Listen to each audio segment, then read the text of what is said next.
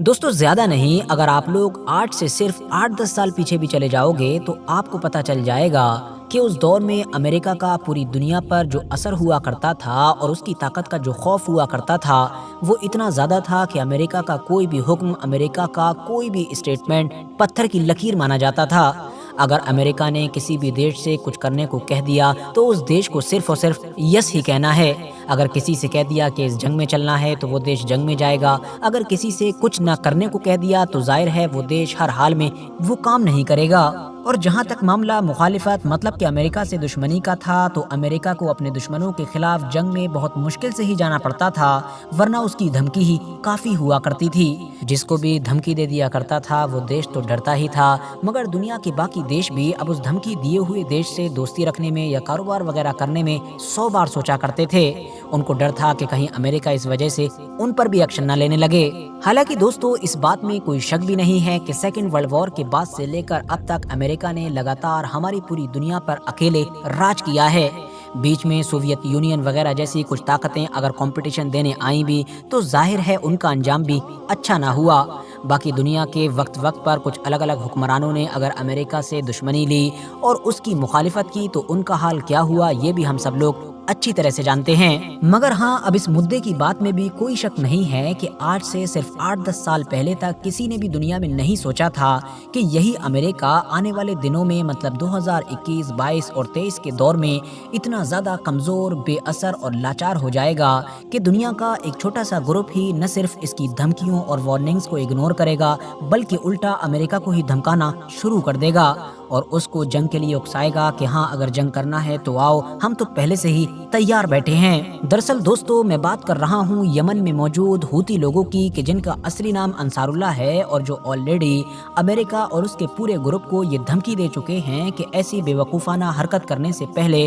100 بار سوچو، کیونکہ اگر تم لوگ آؤ گے تو ہم لوگ ریڈ سی کو ہی تمہارا قبرستان بنا دیں گے۔ یمن کے ہوتیوں نے اسرائیل اور فلسطین کی اس جنگ میں فلسطین کا ساتھ دینے کے لیے ابھی تک کیا کیا کیا ہے اور اس کا کیا کیا اثر ہوا ہے یہ چیز تو آپ سبھی لوگ اچھی طرح سے جانتے ہیں، اسی لیے پیچھے کی باتوں پر نہ جاتے ہوئے میں ڈائریکٹ مدعے کی بات کرتا ہوں۔ ہم سبھی جانتے ہیں کہ جب ان لوگوں نے ریڈ سی کو پوری طرح سے بلاک کیا اور اسرائیل کا حد سے زیادہ نقصان ہونا شروع ہوا تو امریکہ کی طرف سے فوراً اعلان کیا گیا کہ ہم 10 دیشوں کا ایک کولیشن مطلب کہ ایک گروپ بنائیں گے۔ یہ دراصل 10 طاقتور دیشوں کی ایک جل سینا ہوگی کہ جو نہ صرف ہوتیوں کا مقابلہ کرے گی اور ان پر حملہ کرے گی بلکہ اس پورے راستے کو بھی محفوظ بنائے گی۔ امریکہ کی طرف سے کیے گئے اس بڑے اعلان کو آج ایک لمبا وقت گزر چکا ہے، تب سے لے کر اب تک لگاتار دنیا بھر کے میڈیا میں خوب ہلہ تو مچ رہا ہے، مگر فیلڈ پر امریکہ کی طرف سے کوئی بھی کام عمل میں نہیں لایا گیا ہے۔ اب ایسا کیوں ہو رہا ہے اور آخر امریکہ کا یہ پورا معاملہ ٹھنڈے بستے میں کیوں پڑا ہوا ہے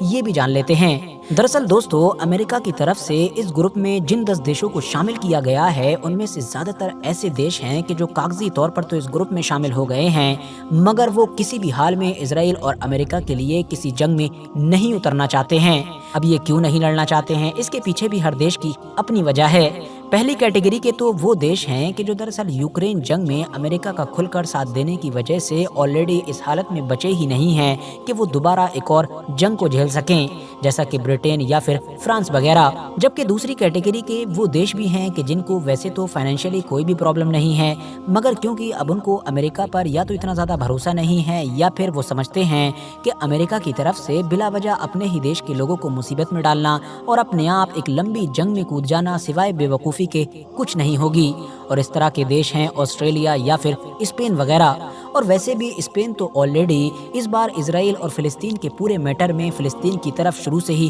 زیادہ جھکا ہوا نظر آیا ہے۔ یہی وجہ ہے کہ پہلے تو ان دونوں دیشوں کا نام ان 10 دیشوں کے گروپ میں شامل تھا مگر بعد میں ایک ایک کر کے ان دونوں ہی دیشوں نے اپنا نام واپس لے لیا ہے۔ اس کے علاوہ یہ سارے دیش یہ بات بھی اچھی طرح سے جانتے ہیں کہ ہوتیز کے خلاف کھڑے ہونے کا مطلب یہ نہیں ہوگا کہ یہ کوئی آپریشن ہے جو کچھ دنوں میں یا پھر کچھ ہفتوں میں کمپلیٹ ہو جائے گا، بلکہ ہوتی ایک بڑی طاقت ہے کہ جن کا یمن کے ایک بڑے علاقے پر کنٹرول ہے، ایک ایسے علاقے پر کہ جو لوکیشن کے اینگل سے دنیا کی بہت زیادہ اہم جگہ مانی جاتی ہے۔ ظاہر ہے اہم جگہ ہے تبھی تو یہ لوگ اس وقت پوری دنیا میں چرچاؤں میں آ چکے ہیں۔ اس کے علاوہ ان لوگوں کے پاس ہزاروں لاکھوں لوگوں کی فوج ہے और तो और एडवांस हथियार हैं और सीधे तौर पर रशिया और ईरान का सपोर्ट हासिल है। तो कुल मिलाकर हूथियों के खिलाफ खड़े होने का मतलब ये निकलता है कि अपने देश को और अपने ही देश के लोगों को कई महीनों तक के लिए एक बड़ी जंग में डाल देना, और वो भी किसी अपने फायदे के लिए नहीं बल्कि इजराइल और अमेरिका जैसी दूसरी ताकतों की वजह से। यही वो चीजें हैं कि जो इन बाकी सारे देशों को कुछ सोचने पर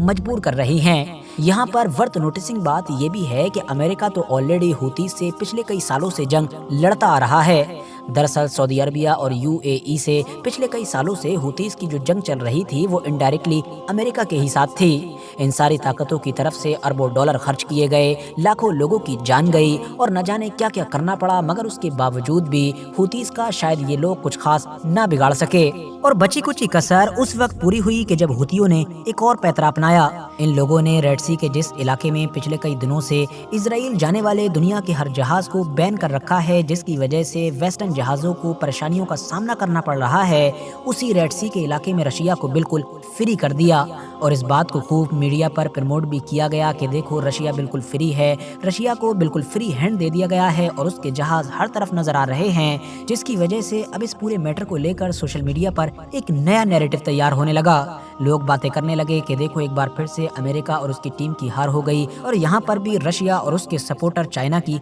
जीत हो गई। इन्हीं तमाम चीजों का नतीजा है कि अब शायद अमेरिका के भी कुछ सुर बदले बदले से नजर आ रहे हैं। अमेरिका की तरफ से अभी अपने एक लेटेस्ट बयान में ये कहा गया है कि हम लोग हूतीस पर अटैक नहीं करेंगे, हमारा तो अटैक का इरादा ही नहीं है, बल्कि हम तो सिर्फ डिफेंस की बात कर रहे हैं। मतलब हम इस इलाके में अपनी फौज तो लेकर जाएंगे, मगर सिर्फ उन जहाजों की ही हिफाजत करेंगे कि जिनके ऊपर अटैक किया जा रहा है। इसके अलावा दोस्तों कुछ मीडिया रिपोर्ट्स में इस तरह के भी दावे किए जा रहे हैं कि अब अमेरिका हूतियों से जंग में उलझने की बजाय लैंड रूट पर फोकस कर रहा है। मतलब कुछ इस तरह की प्लानिंग की जा रही है कि जितने भी व्यापार यानी कि बिजनेस से जुड़े हुए जहाज इस रेड सी के इलाके से हूतियों की वजह से नहीं गुजर पा रहे हैं, उन सबको अब जमीनी रास्ते से बाईपास किया जाए। आसान भाषा में समझाऊं तो होगा ये कि इस एशिया के इलाके से अब वो चाहे किसी भी देश का जहाज हो, उसको अगर वेस्ट की तरफ जाना है तो वो सबसे पहले दुबई पहुंचेगा। दुबई में फिर उसका सारा सामान उतार कर ट्रक में लोड कर दिया जाएगा, ट्रक या इस तरह के दूसरे बड़े व्हीकल्स में, और फिर वो जमीनी रोड के जरिए से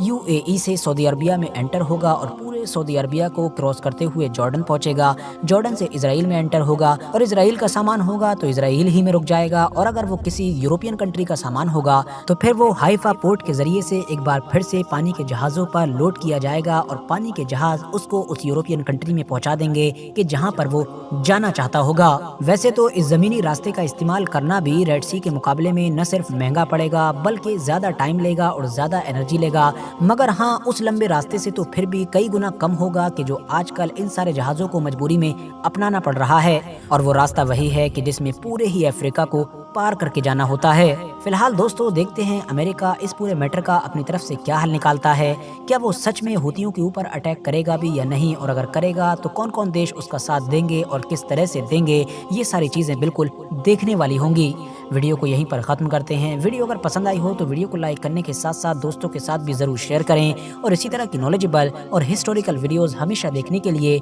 हमारे इस चैनल को सब्सक्राइब करने के साथ साथ बेल आइकन को भी जरूर प्रेस करें।